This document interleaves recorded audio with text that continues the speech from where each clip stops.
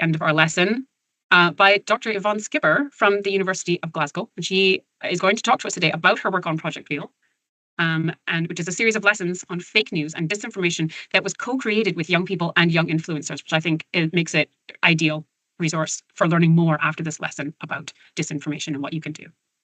So I'd like to welcome Dr. Skipper. Thank you so much for that. That was very interesting, Kat. There were some very good things for me to think about in there. So thank you so much for sharing it. I'm sure everybody else has been enjoying learning about misinformation and disinformation.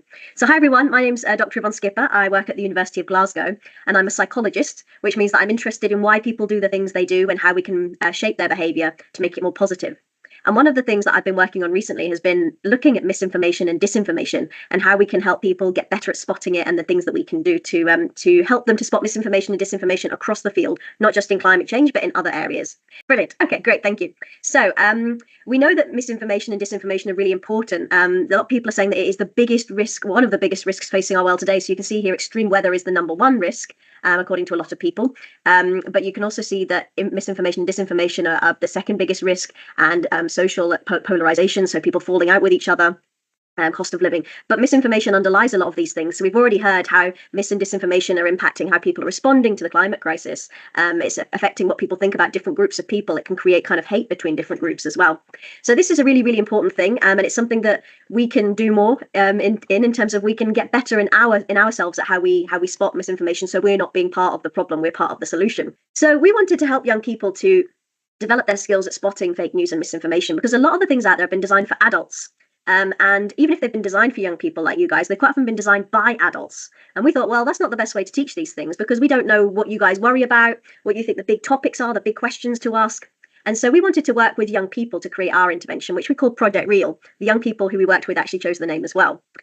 And not only that, we also wanted to work with influencers, because we know, well, I know that I'm not online in the same way that you guys are. I use social media differently to a lot of young people. I'm not actually on TikTok.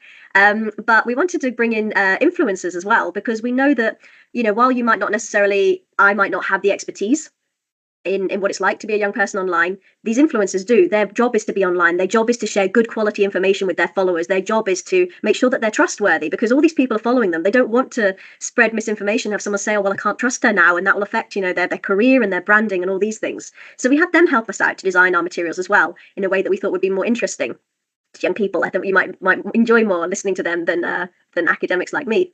So we developed these sessions. They're 6-hour-long sessions. They're aimed at young people aged 11 to 13, delivered by teachers. Teachers should be happy to know that there is very limited prep. These are slide decks with embedded videos and lots of discussion questions and activities. Our young people said they didn't want to just sit and have it come at them. They wanted to discuss. They wanted to create their own. They wanted to play games. So they're very interactive. And the sessions are on things like fake news, fake photos, so spotting real and edited photos, fake people. Are people who they say they are online? Can we trust them? Fake stories, which is conspiracy theories. Can we spot conspiracy theories online? And fake videos, which is spotting video editing and things like that. And the last session is keeping it real, where you have to pull together all the different things you've learned